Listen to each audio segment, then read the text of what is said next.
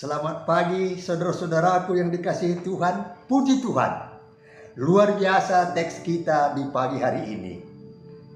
Tidak menyukai kebenaran, namun sangat menyukai untuk dibenarkan. Inilah ciri manusia yang sudah jatuh ke dalam dosa. Namun syukurlah, pagi ini ada sosok budiman, orang yang hidup dengan tulus hati. Sebelum kita membaca dan merenungkan sabda Tuhan, kita satu dalam doa. Terima kasih ya Bapa atas kesempatan indah di pagi hari ini. Dimungkinkan semata hanya oleh belas kasihan Tuhan. Biarlah kinerja serta karya kami sepanjang hari ini sebagai bukti ketaatan, hidup yang tulus hati, dan tetap berjuang untuk mempertahankan iman. Karenanya firman Tuhan tetap menjadi pelita bagi kaki kami dan terang bagi jalan kami. Berfirmanlah ya Bapa, karena kami sedia mendengarkannya. Dalam nama Tuhan Yesus kami berdoa. Amin. Firman Tuhan yang menjadi perenungan kita di pagi hari ini dari Matius 2 ayat 13. Setelah orang-orang Majus itu berangkat, nampaklah malaikat Tuhan kepada Yusuf dalam mimpi dan berkata, "Bangunlah, ambillah anak itu serta ibunya, larilah ke Mesir dan tinggallah di sana sampai aku berfirman kepadamu, karena Herodes akan mencari anak itu untuk membunuh dia." Tema yang saya pakai, hidup yang tulus hati. Saudara-saudaraku, ada dua nama yang disebut dalam teks kita yang menggambarkan dua tipe manusia. Yang pertama, Herodes, dan yang kedua adalah Yusuf. Herodes berperilaku seperti perumpamaan karo. Engkimbangi ama babulubang.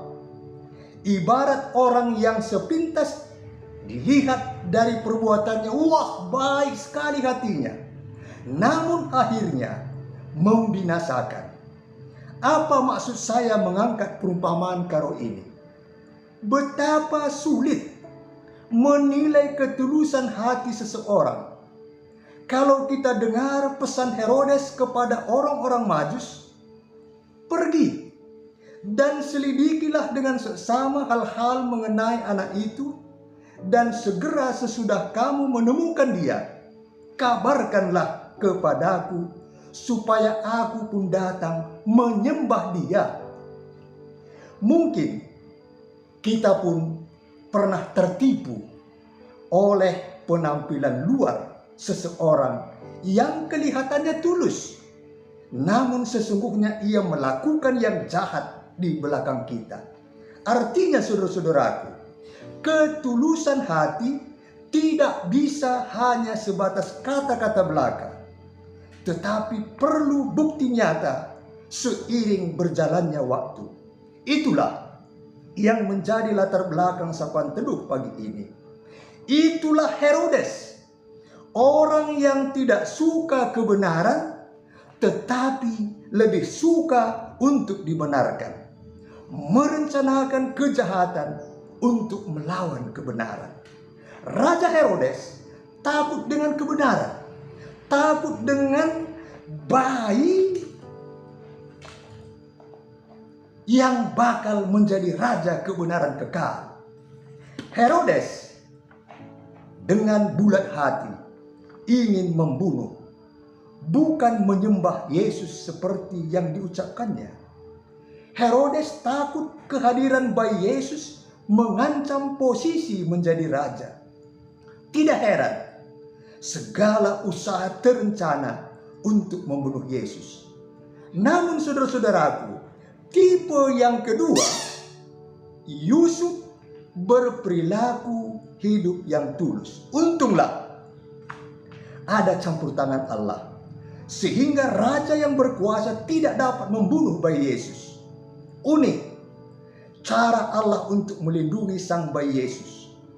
Ternyata Allah tidak melindungi Yusuf, Maria, serta anak tanpa kerjasama.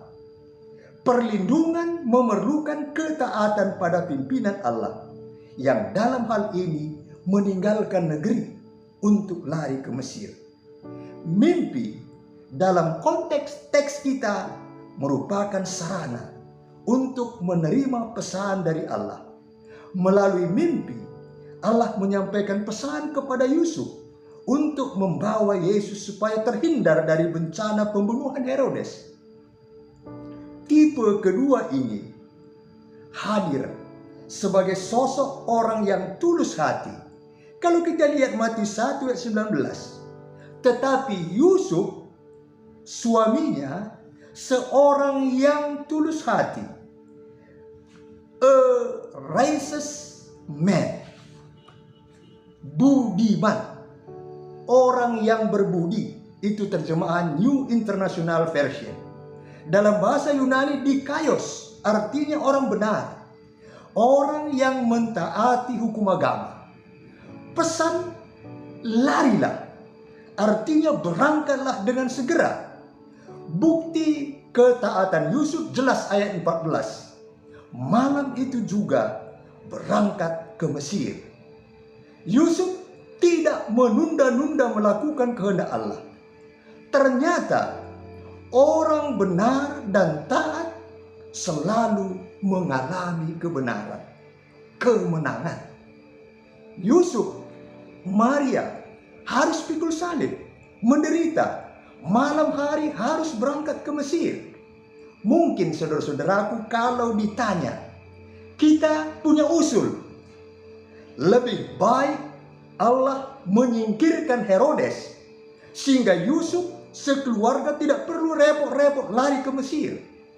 Tapi rencanaku bukan rencanamu.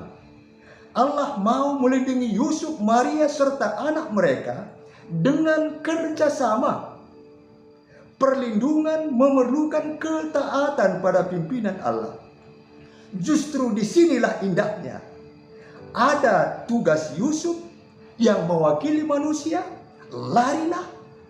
Dan karena campur tangan Allah, maka raja yang berkuasa tidak dapat membunuh.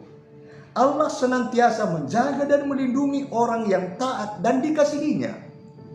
Dan Allah tahu cara terbaik untuk menggagalkan rencana yang mencelakakan demi penyelamatan orang yang setia kepadanya.